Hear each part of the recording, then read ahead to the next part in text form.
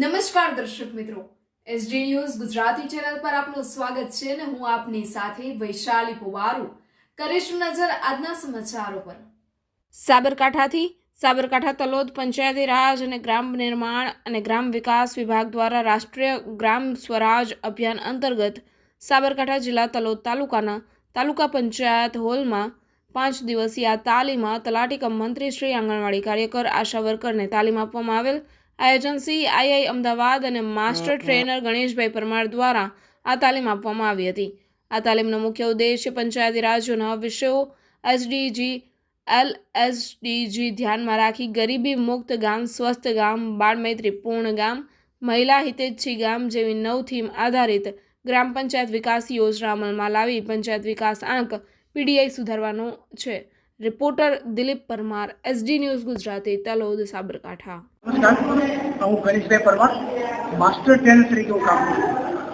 ગ્રામ panchayat development plan એના અંતર્ગત આંગણવાડી બહેનો, તલાટી મિત્રો અને સરપંચ મિત્રો સાથેની એક મિટિંગનું પ્લાનિંગ કરી રહ્યા છે, જેની અંદર બહેનો માટેની સારી સગવડતા કેમ મળી શકે, એ લોકોને સારી સુવિધાઓ કેમ મળી શકે, રૂરલ ઇક્વાલિટી પણ કેમ થાય, બાળકોનો વિકાસ કેમ થાય, આ તમામ પ્રકારની 9 થીમો એ 9 થીમો આધારિત એમ એક ગ્રામ વિકાસનું કામ લઈને આવ્યો છે, પ્લાન ડેવલપમેન્ટ કરવા માટે આવ્યો છે, જેથી તમામ લોકોને એક ગ્રામ પંચાયતનો સારો વિકાસ થાય અને ગ્રામ પંચાયતનો સારો રોડમેપ તૈયાર થાય, જેને લીધે ગામડામાં જે સુવિધાઓ છે તમામ પ્રકારની સુવિધાઓ આપણે પ્રાયોરિટી જોડ ઊભી કરી શકીએ। એના માટે ગટરની લાઈન છે, પાણીની લાઈન છે, પર્યાવરણવાળું ગામ છે, હરિયાળું ગામ છે, સ્વચ્છતા ધરાવતું ગામ છે, વિમેન ફેમિલી ગામ છે, બાળકો માટેનું સપોર્ટ કરતું ગામ છે। આ તમામ પ્રકારની સુવિધા ગામડામાં કેવી રીતે ઊભી કરી શકાય, તમામ સમિતિની કેવી રીતે આપણે કાર્યરતતા એ કરી શકીએ, એના માટેની 9 થીમ આધારિત આપણો ગ્રામ પંચાયત ડેવલપમેન્ટ વિકાસ પ્લાન માટેનો એક પ્લાનિંગ કરીએ છીએ।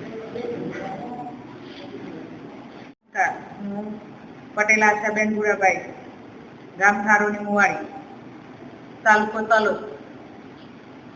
હું 5 દિવસથી આ રાષ્ટ્રીય ગ્રામ સ્વરાજ અભિયાન અંતર્ગત કેપેસિટી બિલ્ડિંગ અને ટ્રેનિંગ પ્રોગ્રામમાં આઈઆઈએમએની તાલીમ લેવા આવું છું।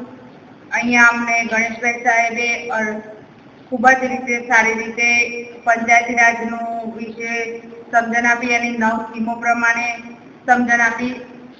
પછી અહીંયા બહુ જ ઉપયોગી થાય એવું ગરીબી કેવી રીતે હટાવી શકાય, જીડીપીની સમિતિ રચી અને કઈ રીતે શું કરી શકાય, ગામમાં નવીનતા કઈ રીતે લાવી શકાય, એ બધા વિશે ખૂબ સરસ માહિતી આપી।